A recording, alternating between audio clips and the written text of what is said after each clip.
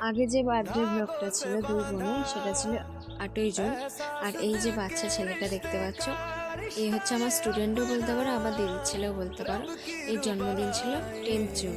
তো 10th June যেদিন birthday, সেই দিনই জন্মদিনটা ওর করে দিয়েছে। তো বেশ ওর আনন্দ হয়েছে, কারণ ওর অনেক দিনের আশা ছিল যে ওর জন্মদিন করবে।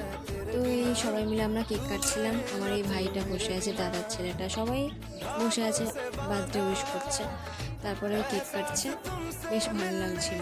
তারপর ও মানে মোমবাতিটা নেভাতে আর পারছিল না, অনেক কষ্টে একটা নিভেছে, আর তিনটে নেভাতে পারছিল না। এবার ও যেহেতু আমার কাছে পড়ে, তাই আমাকে ভয় পায়।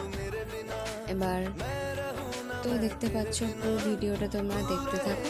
আর এই দেখো আমার দাদা মেয়ে কী বলছে।